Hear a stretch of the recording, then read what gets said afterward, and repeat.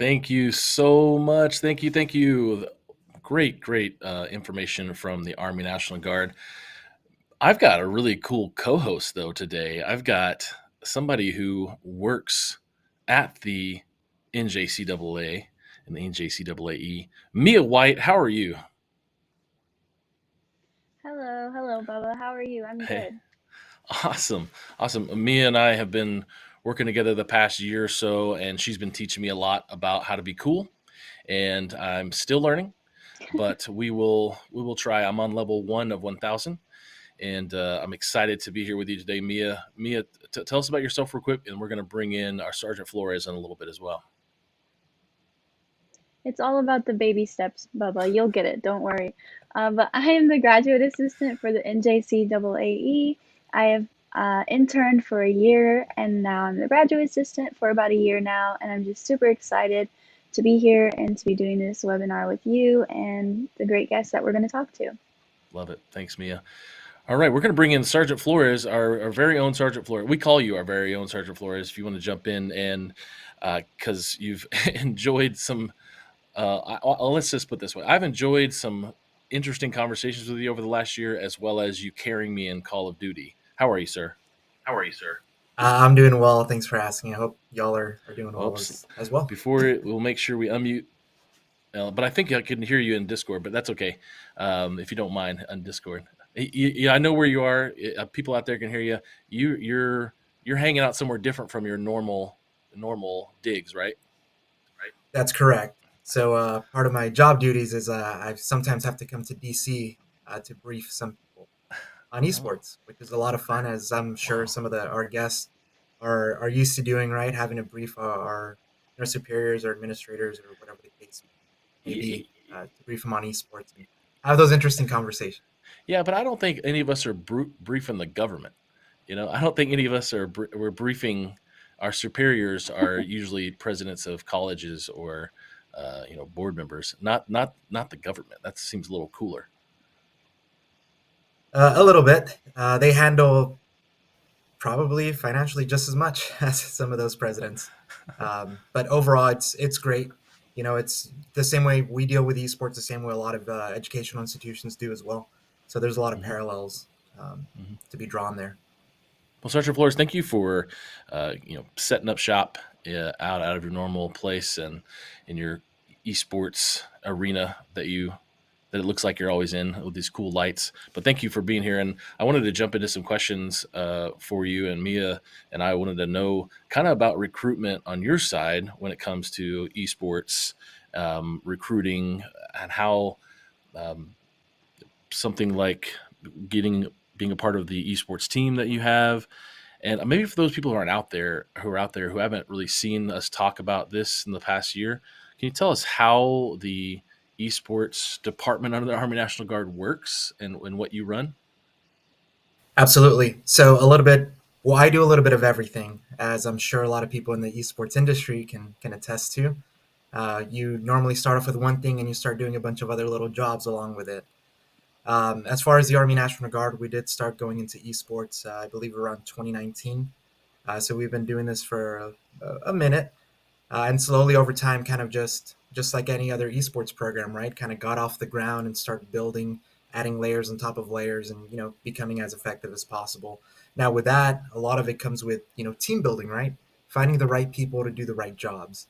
The biggest thing that we ultimately look for is obviously we have a lot of very talented National Guardsmen within our ranks, and some people that are just incredibly talented in different fields, right? Because as a part-time soldier, a lot of them have different careers, whether it's them working in being a videographer, or designing websites, or managing Discord, setting up streams, running events. We have even people that are wedding planners, so they're actually really amazing at planning things. Wow. But wow, getting all that extra talent from our force, and then coming together with our shared passion for esports and for gaming, it's really nice. So being able to pick from a large pool like that is something that we're really grateful for.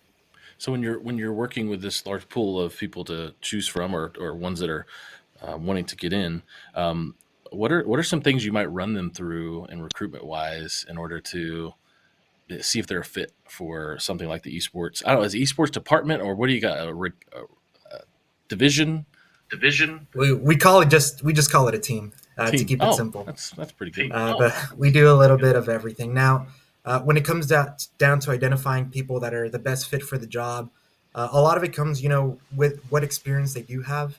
However, one thing that I primarily look for is seeing those people that they're trying to get something out of it, or either master or get better at a certain thing, right? Or a certain skill. So by giving them those opportunities, it allows them to actually get that experience, for one, right? And two, it kind of they're able to do it with a little bit more passion. And ultimately, we want to make sure we help out everyone in their career journey, right? So somebody, even if we work with some people that don't have a whole lot of experience but have a lot of passion for something, and that's something we can work with because we can teach you what you need to do. You just have to be willing to do it. Love it, love it. So let's jump into building a team that you mentioned. So now that I know I shouldn't use division or I don't know other fancy words from the military. Building a team when you're working with these recruits or these individuals. Um, what are some struggles you might have with teamwork, communication? What are some things that maybe you in the esports team might do better than maybe somebody at boot camp? I don't know.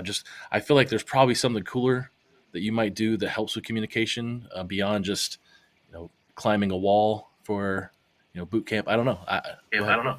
Go ahead. Absolutely. There's a lot of different things that come into it. So one of the very first things that we're taught is how to be a part of a team.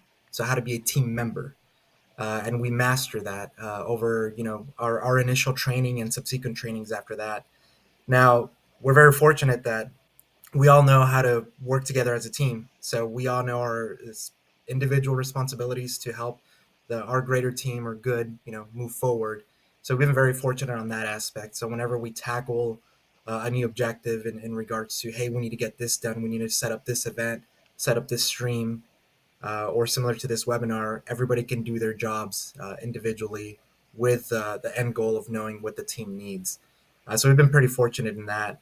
Even like our Rocket League team that we got set up, it's been really great. We have people that we even coach within amongst our own peers, and everybody's committed to produce the best team possible, even if they're not directly playing in it.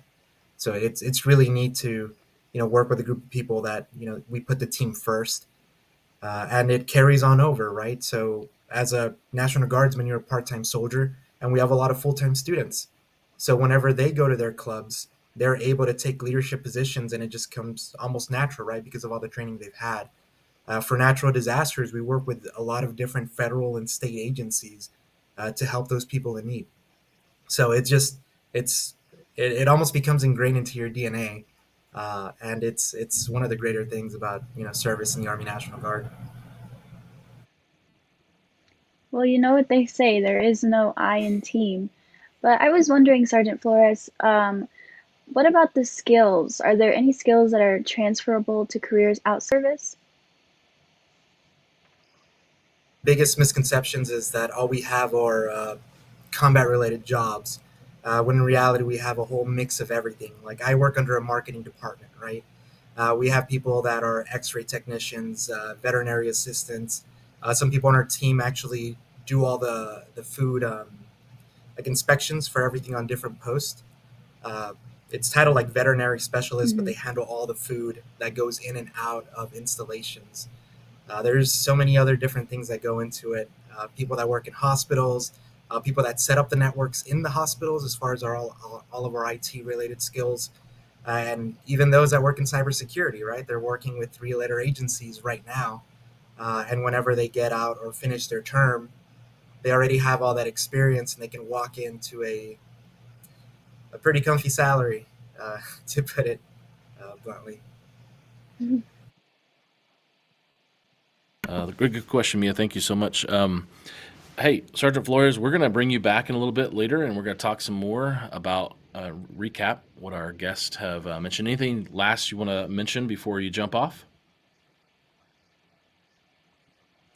Looking forward to hearing the rest of the speakers. And ironically, as far as teams go, One of our team players is now a part of the Lackawanna's roster. He just recently joined, so that's exciting to see. Kind of families intermingle, right?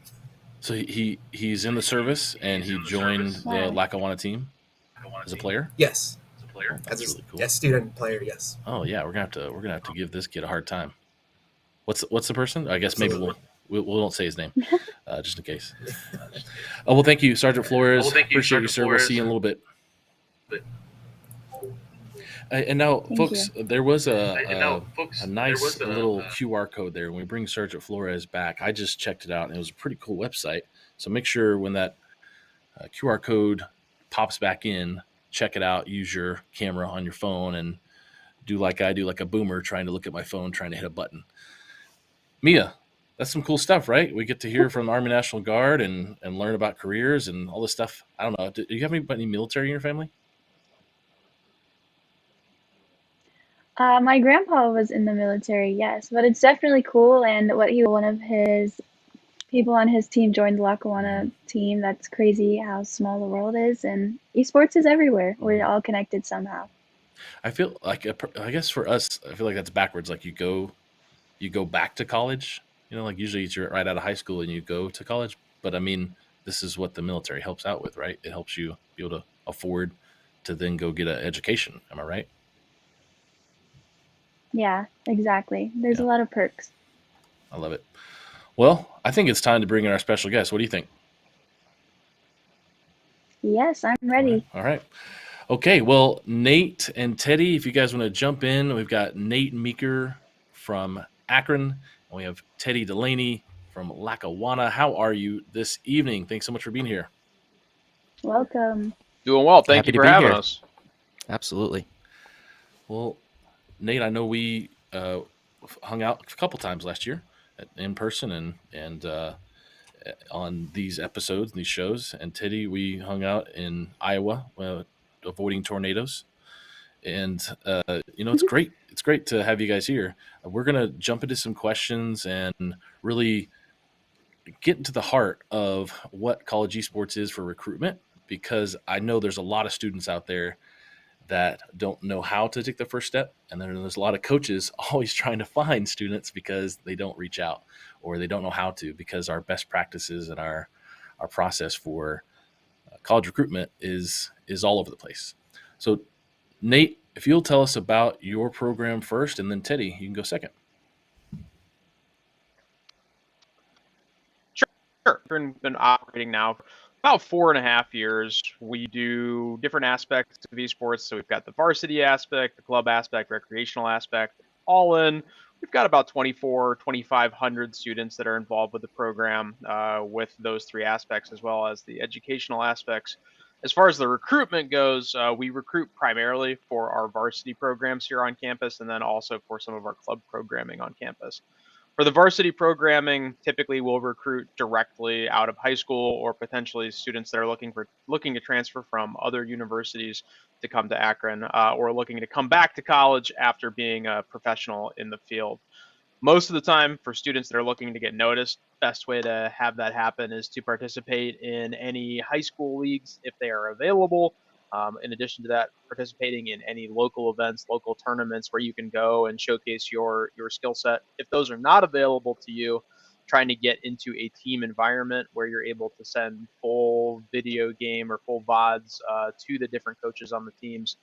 Really what you're looking for if you're a high school student is to find a program that fits with what you want to do academically. So if you want to study business or engineering or education or whatever it might be, find a college that does that well, and then narrow it down to which programs have esports programs, maybe which ones have varsity esports programs, and then start reaching out to those schools directly. Most of them will have ways for you to apply for the team. Maybe they've got ways for you to get connected to try out for the team. They should have a way for you to try out well in advance before you go to the school. Like for us, we just finished tryouts for next fall. So we have our teams solidified already going into the fall season. So you'd be looking to try out when you are a senior in high school. On the club side of things, there's also plenty of opportunities for students out there that are looking for opportunities to get scholarship in broadcasting, shoutcasting, tech support, any ancillary positions in esports if you're looking for a career in it. there's always a lot of opportunities at colleges that have large esports programs for you to get involved. So definitely do your homework, check around, and see what might be the best fit for you, both academically and on the esports side of things. All right, go ahead, Teddy.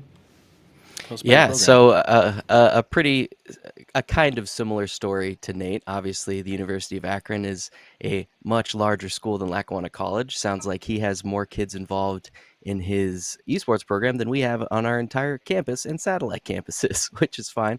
But we take a very similar approach. I try to get involved with as many local high schools as I can, especially those that have esports programs. If they do not have esports programs, I am talking to their administrators to try and help build that presence on their campus because, as you know, all of kids of the high school age, or a lot of them, play video games. So there will be interest there. We take a very similar approach, though. Right now, coming this fall, we're expected to have 50 kids in our varsity program. So again, a little bit of a smaller pool, playing across 5 or 6 different game titles. Recruiting for us is uh, getting out on the recruiting platforms such as NCSA, be recruited, stay plugged in, but also staying connected with our state high school esports leagues, sending them recruiting information.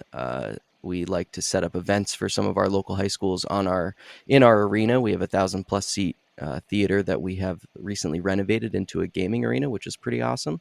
So we love to host local high schools to come out, play a variety of different games, from Mario Kart, Super Smash Bros, Rocket League, Valorant, all different sorts of things. We look for student athletes that excel in the classroom and in their game of choice. And just like Nate said, we definitely look to place them in a study or a major of their choice, rather than just trying to get butts in seats. So it's been a process over the past 4 years. We started our program back in 2018, and we've been growing every year since, reaching a little bit further as time goes on. So it's been fun, it's been hectic, and we're constantly looking to build and grow the program. Teddy, I'm sure your team may be small, but I'm sure they're mighty. I know you touched on this a little bit, but when you're recruiting, do you bring academics and interest into the discussion as well, or are you only focused on the esports side? I think that's the first question. We're here to put high school students or transfer students on a path to graduation and a path to a career. So that's what we ask first. What are you interested in studying? And then we fit them with a program that we have within our college. Like I said, I don't like to force students into a different major if we don't have their immediate area of study. That's not something I look to do. So academics come first and foremost for us, because the most important part about being a good student athlete is being a good student. Definitely, that makes a lot of sense. Moving to Nate really quickly. Nate, when it comes to your program, how important is health and wellness when focusing on recruiting students? Sure. So from the initial recruitment process, we don't necessarily focus on the health and wellness side, but once they get to campus, it's a major component of the varsity program itself. So the students that are in the program are being monitored by professional staff on campus. And then throughout the course of every semester that they're here, we're doing progress checks on them in terms of how their mental health is going, how their physical health is going, how does that correlate with their in-game performance, and making sure that we're monitoring that to maintain adequate health and mental health for the students that are on our teams. And then if there are any issues that arise, we make sure that they get the help that is needed. They also have a variety of different sessions that we host each semester that are mandatory for the students to attend in order to promote good health and wellness on their end. Definitely, health and wellness is important in everything, so it's really good that you guys are making sure that that is being touched on. Teddy, how about you? The same question.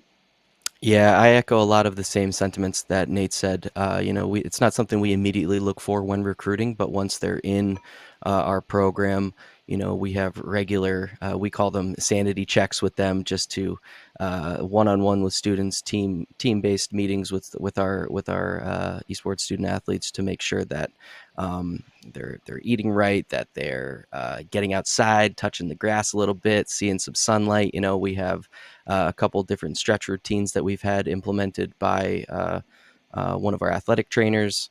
But yeah, a lot of the same things. That health and wellness is very important, and especially when it comes to video games, because these some of the students will be sitting and practicing for 2-3 hours at a time, doing VOD reviews. So it's nice to get them up and about, stretching and keeping them active and staying healthy.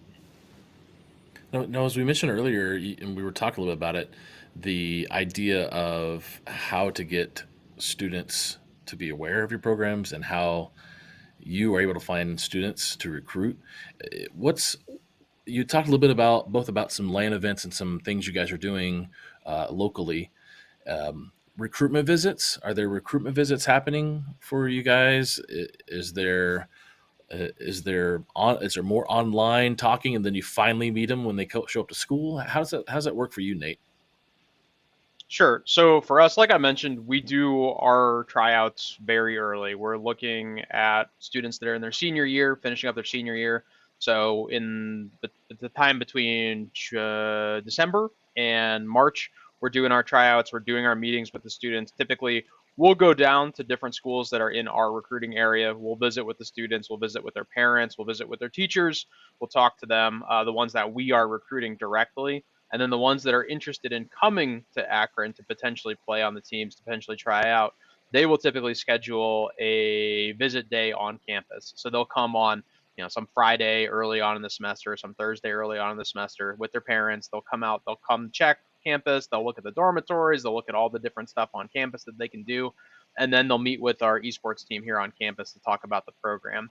And if they are a good fit, we go ahead and invite them back to tryouts. Typically, we do 2 versions of tryouts on campus where we've got an open version of tryouts where anybody under the sun can come. If you want to try and impress us, come on in and show us what you got.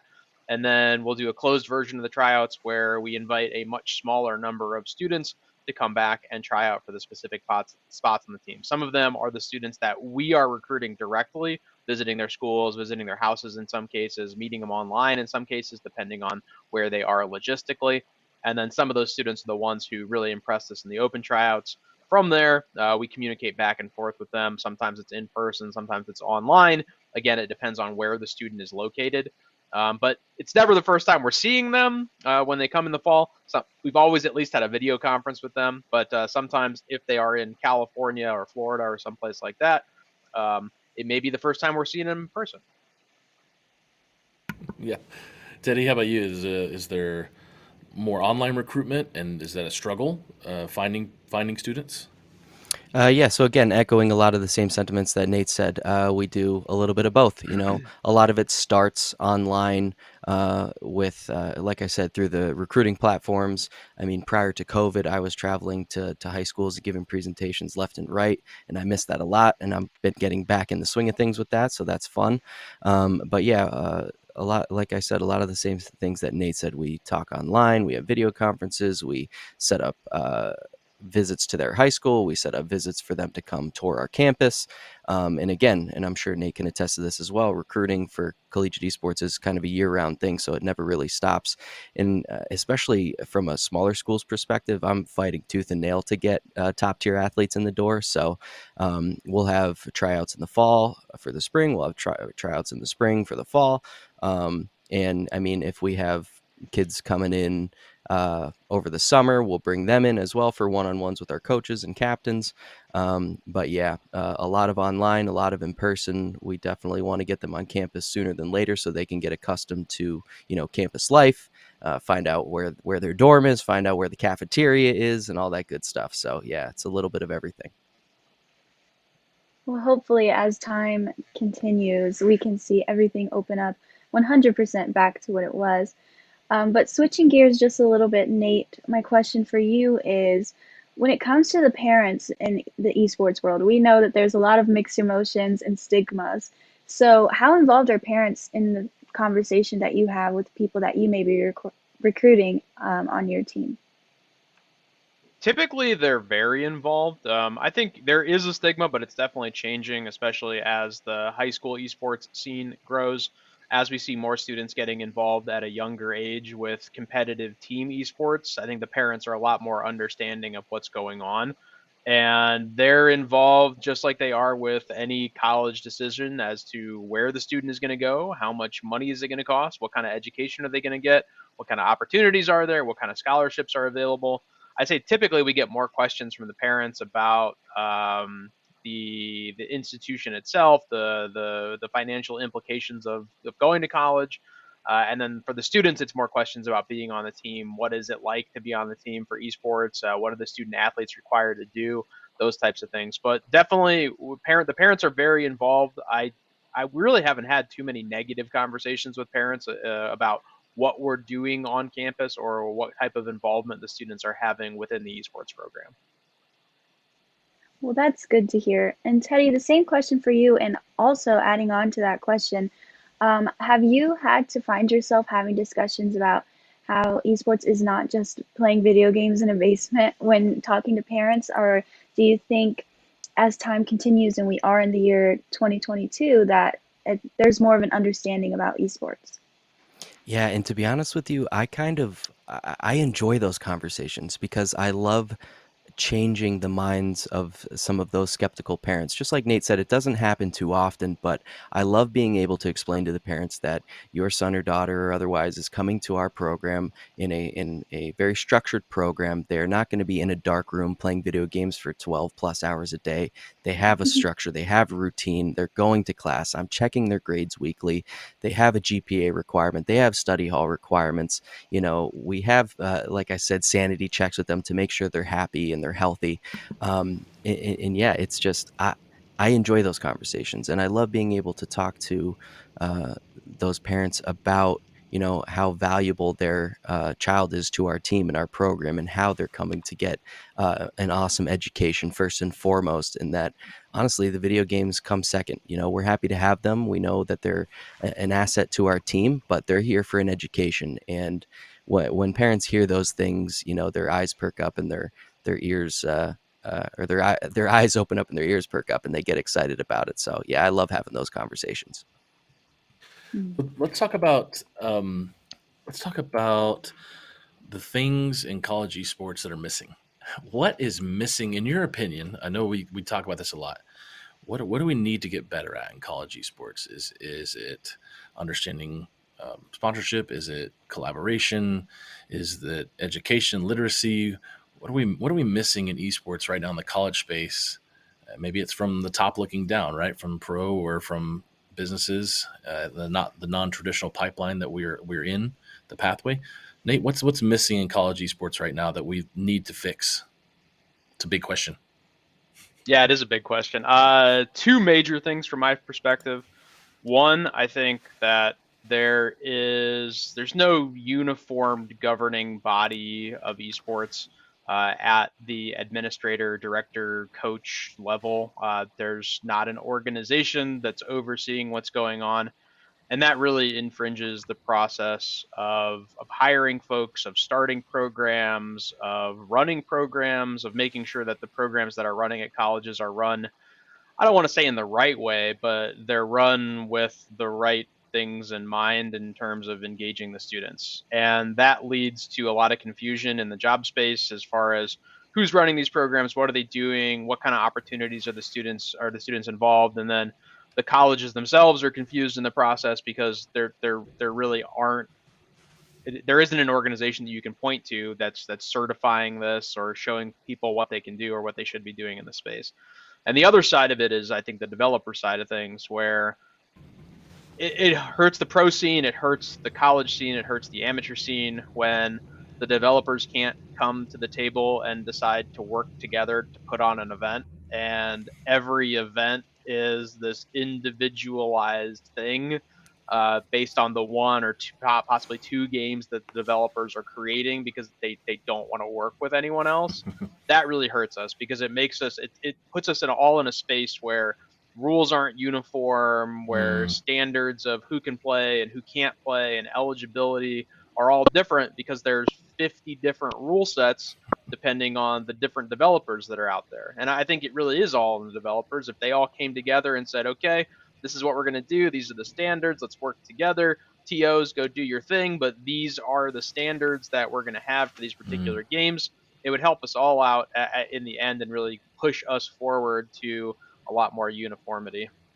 So beyond just like, are we doing 1v1 or 3v3 in particular games, maybe Smash or Rocket League? But beyond that, you're saying the rules in the across the board, just every type of rule. It sounds like is that Teddy? When we think about the things that are missing in esports, beyond rules, beyond what Nate said, what else is missing that we need to get better at in this space? What can we empower and do next? I know you love speaking about this to schools and being an advocate for it. So what do we need to fix? Yeah, Nate, I mean, you took the words right out of my mouth, literally. Nationwide global governing body for esports would be a beautiful thing. I'm just going to touch on what he said because I believe it wholeheartedly. But yeah, and the same thing with the developers.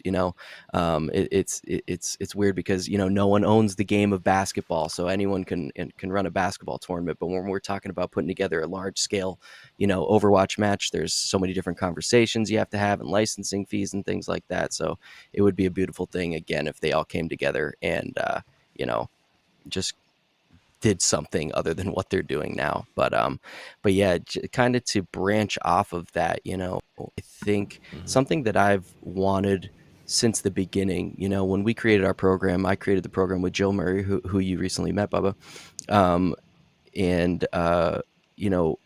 All I could do was really call around to programs and directors that were already established and just pick their brains and ask how do I structure my program, how many coaches do I need, this, that, and the other thing.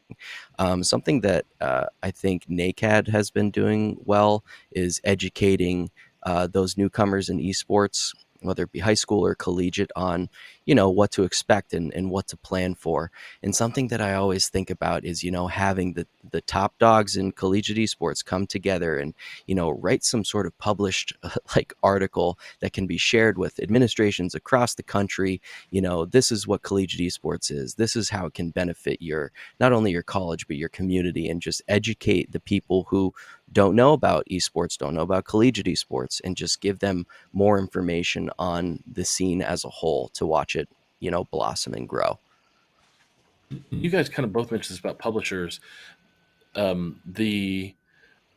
you playing in multiple conferences and then publishers also have their own events that are leagues that you're playing in? You're playing in multiple ones. Is this right for you, both of you?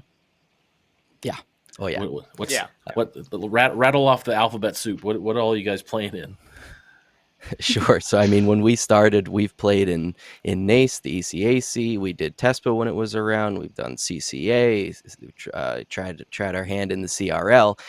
There is actually, I think Kurt Melcher had a slide in his presentation at NACAD of how many different leagues there are, and it's all over the place. And that was like old Nate photo. said, all the rules.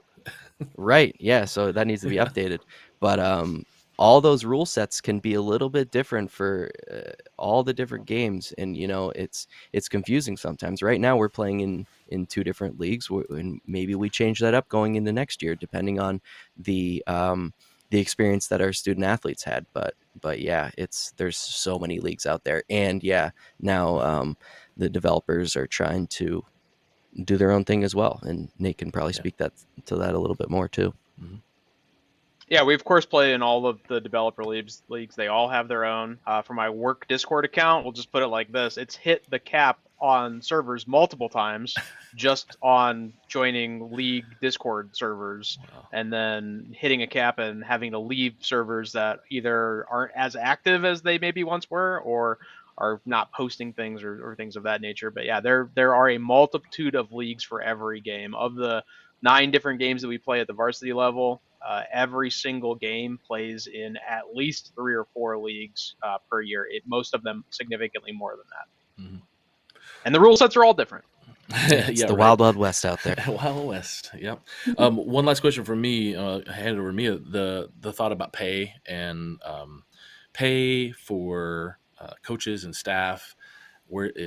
how can we make that uniform? What kind of standards can we show? Do we need to, like, is there a national college association for pay or something? What are we missing there to get that across the board, not just giving somebody $2,000 for a year's worth of work managing 8 teams? Is there something we can do?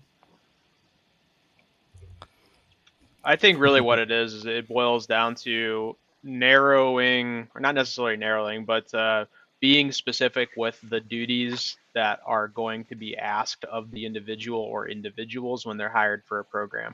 Right now, because there's a real lack of education, like Teddy mentioned, for schools that are not aware when they're coming into the program, they're not really sure what to ask of the individual. So if you're looking at the typical higher education kind of pyramid, are they hiring in a coordinator? Are they hiring in an assistant director? Are they hiring in a director? Are they hiring in a senior director? Are they hiring in somebody in athletics, which is a completely different scale? Are they hiring in somebody in student affairs or the rec center? Again, a different scale.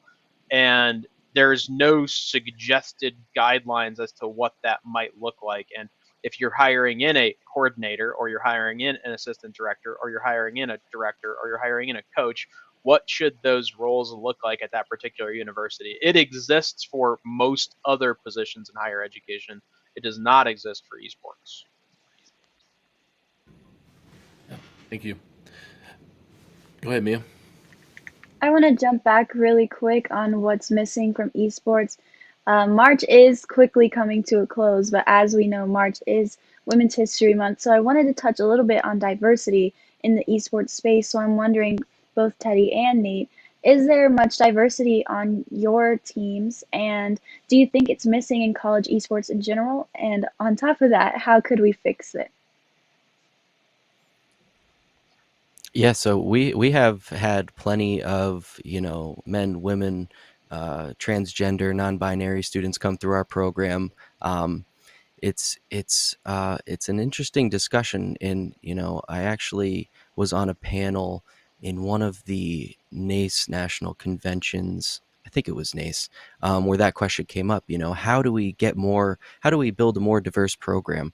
And for me, I believe my answer at the time was just get out there and explain that you're welcoming everyone with open arms. There is room for everyone, and that's just the way it has to be. For me, it seems weird and like tough in my mind to go out there and say I need more women on my team. For me, it's easier to just say we want everybody. If you're a good student, if you're a good gamer, you are welcome here.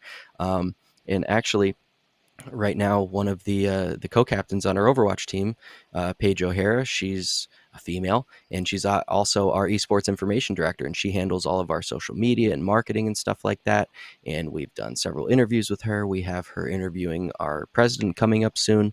It's just about getting that information out there, welcoming everyone with open arms, and just showing that your program is diverse and preaches inclusivity. Definitely. And I think sports differs from traditional sports in a way where all are welcome for any game. Nate, what do you have to say about that? Yeah, I think for us, honestly, the diversity of the program is very similar to the diversity at our university, which is good. The problem, I guess, within esports as far as diversity is a lot of it goes a little bit deeper than providing the opportunities at the particular campus. A lot of them start a lot younger with access to gaming, access to computers, access to consoles that are able to play those games, chances to play them in a competitive environment when they're younger. So I think a lot of it, while colleges I think have the onus on them to continue to provide the opportunities, I think really the middle schools and the high schools have a lot of work to do in terms of providing opportunities for the players and the people that are in their schools so that that diversity continues. Because for us, the trends that we're seeing, it's fairly even in terms of gender diversity as to who's playing games when they're younger. But as they get a little bit older, a lot of the females tend to get out of the competitive gaming and then thus don't engage with the programs that are in their middle schools and high schools, where those middle school and high schools need to continue to engage those individuals with activities and things that may be that may speak to them in a way to keep them within that atmosphere, so that we might be able to continue to engage them in college as well. Excellent, excellent. I mean, this is why we brought you guys on. This is why I brought you guys out for expertise in the space and trying to learn about what's happening in college esports, and hopefully getting some firepower and getting some information on how we can make it better. Because you guys are in the trenches. We're out here just watching you guys do amazing things. I'm going to bring in Sergeant Flores here. I would love to talk to Sergeant Flores, and to kind of transition into the last part of our session here is to talk to you a little bit about diversity as well. We were just talking about diversity in the esports space for college. Well, let's just be honest, the glass monitor over all of esports, even though 45% of gamers in the United States are female, the competitive scene is a struggle for diversity. How in Army National Guard esports are we dealing and talking about diversity, whether it be gender, race, orientation, anything?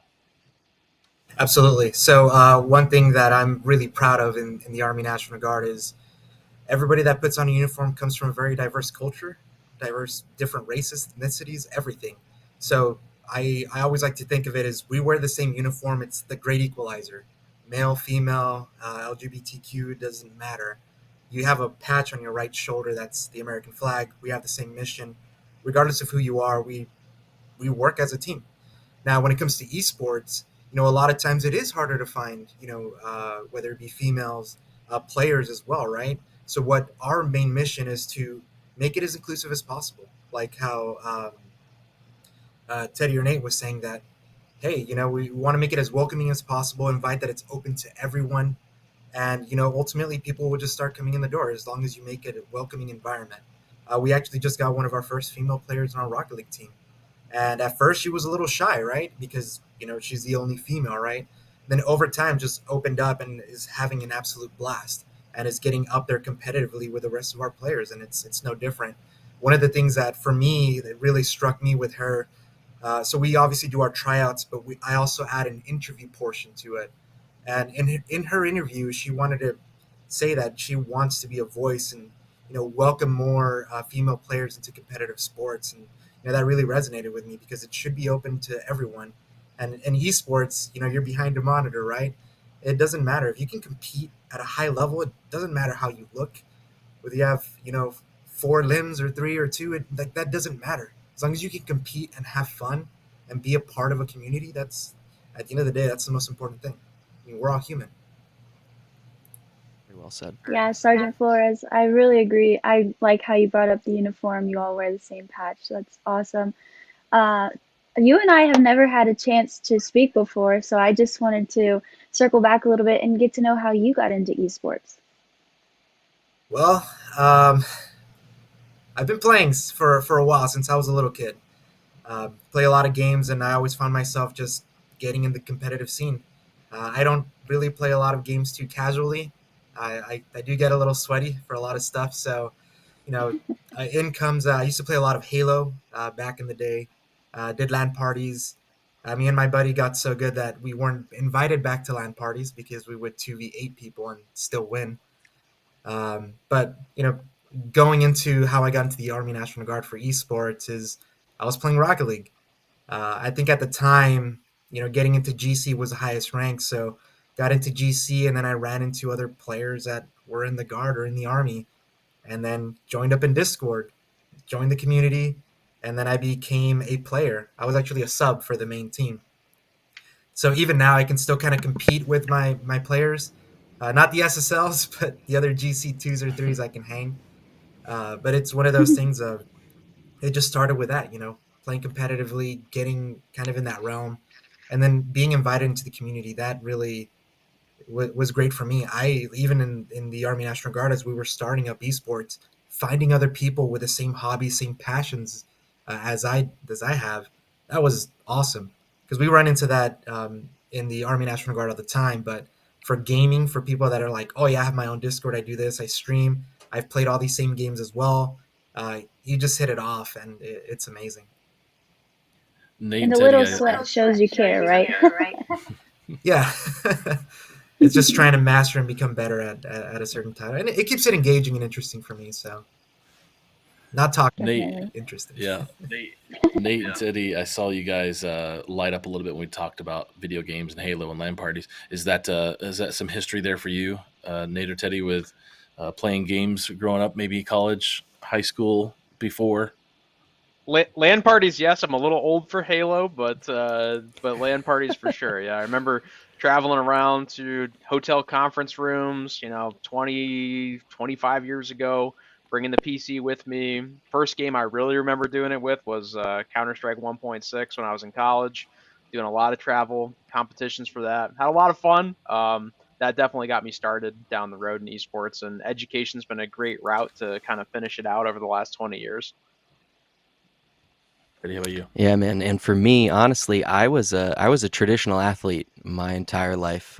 Still love to get outside, play basketball, soccer, all that stuff. But my mom didn't let me have a video game console until I was about like 14 or 15.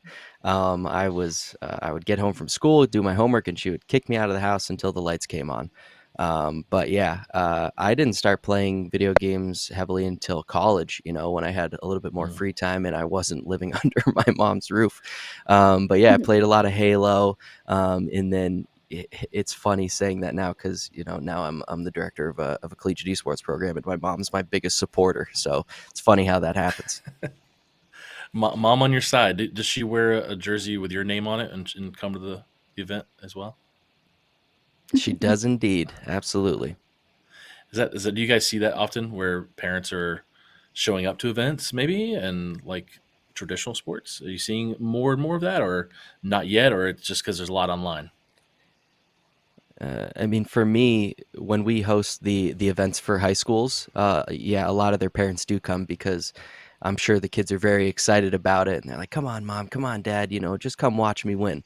And then they win, and it's a beautiful experience. So we love to see the support of the parents like that for sure. Well, we're going to wrap up here. Sergeant Flores, I wanted to get some info from you. Lastly, Army National Guard information we can share out there that people need to know about Army National Guard, Army National Guard Esports, uh, maybe, codes to something special that you know, like nuclear codes we need to know. I don't know. You're talking to the government this week, so you probably know something cool. I have no idea. But yeah, tell us more about Army National Guard and Army National Guard Esports. Not at liberty to disclose. But what I am is, you can check us out at nationalguard.com/esports. And for those students out there, especially, being a part-time soldier, you can be a full-time student as well. So definitely look into your options, different career fields that can work as a stepping stone to your future career outside of once you're finished with college. It just works that much better. Within the Army National Guard, you get obviously, learn how to be a part of a team. You get paid to go to schools to learn how to teach and train others and lead, which ultimately, once you go out in the private sector, you're more of an asset, right? Because you have more experience, you've already managed people, and you know all these additional skills on top of getting your degree. So definitely take a look, and if it works out for you, great. If it doesn't, it's definitely worth still looking at, as to check all your options and join some of these great esports programs. Right, helps pay for the tuition, get to play, have a good time, and there's nothing better than that. Thank you, Sergeant Flores. And Teddy, if people want to know more about your organization and how they can get involved, where can they find you? Where could they reach out? Not just socials, but in general. Sure, yeah. So obviously, you can go to our college's website, lackawanna.edu, and yeah, we have. I mean, I don't want to immediately plug the socials, but yeah, we're on Facebook, Twitter, Instagram. Looking into creating some TikToks, but yeah, our Twitch channel is twitch.tv/lackawanna.edu. But within those socials, we have our link tree available that leads to our recruiting questionnaire and a bunch of other different links to get involved with our program. Awesome. And then Nate, how about you? How can we reach you? Yeah, anyone who's interested can find us at uakron, uakron.edu. And all of our socials are Zips Esports, ZIPS Esports. Awesome. Thank you Excellent. guys. Excellent. Well, Sergeant Flores, Nate, Teddy, this has been great. Mia, you absolutely killed it. I'm glad I'm not going to be here next time because you're going to do way better without me. And I don't know about you guys, but Oh she did gosh. amazing. Um, Thank you, thank you everyone. It so was so much. nice meeting all Yes, of it was you. wonderful. Mia and I are going to Yes, thank you stay for having me. on, and we will catch up with you guys later. But thank you, Teddy. Thank you, Nate. Thank you, Sergeant Flores. We appreciate you. And we'll see you next time. And me and I will stick around and close out the show. Thanks, guys. Thanks, Thank guys. you, guys. Okay, so yeah, we got to hear from some amazing experts, right, Mia? That's right. They what was the most intriguing part for you, or what was something you learned that you didn't think you were going to learn? I really liked how Nate was talking about how he enjoys having the conversations with the parents who may be skeptical. And then once he said that he didn't get a console until he was about 14 or 15, it all clicked. Like, oh, okay. His mom wasn't really on the same page. So I'm sure he feels connected to that. So that was definitely interesting to me. What about you? Well, I like your question about diversity, and I was trying to plug like what are some things we can fix?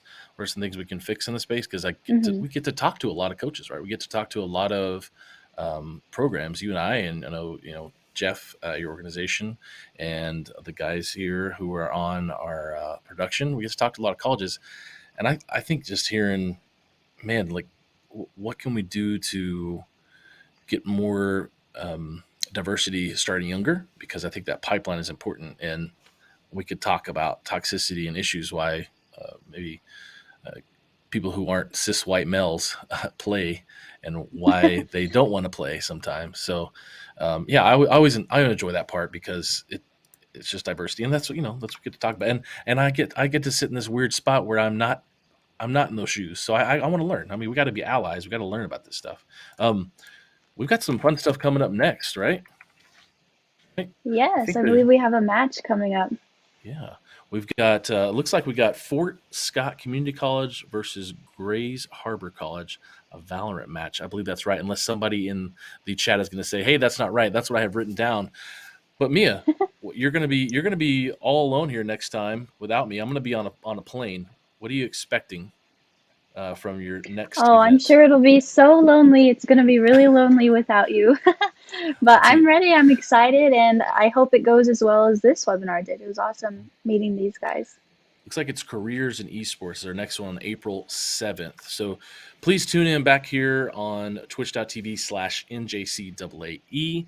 And we'll be talking about Careers in Esports. Look for it on socials, NJCAAE on socials for more information coming up. Follow Mia on social. She's pretty cool. She has photos about dog. I don't know. Do you have photos about dogs? I was just going to say that because I have a Of little, I course, don't know. of course. Oh, you have dogs, don't you? You have dogs that you put away I right now. do. Uh-huh. Geez, Bubba, you have to follow me, I guess. I don't use the interwebs much, but awesome. Well, Mia, it was great. So much big thanks to Nate, Teddy, and Sergeant Flores for coming. We will be here on the show again throughout the year, talking about esports, talking about college esports, careers, all sorts of fun stuff. And we'll be sponsored by the Army National Guard this whole year. And there'll probably always be a game afterwards and some great guests. So thank you guys for being here. Appreciate it. Thank you so See much. Thanks, you. Bubba. And make sure to Bye, stay guys. tuned on the socials. Yes. Stick around for the match. Bye. It's going to be cool. They're playing Valorant. Pick the corner. Pick the corner. Pick the corner. Woo!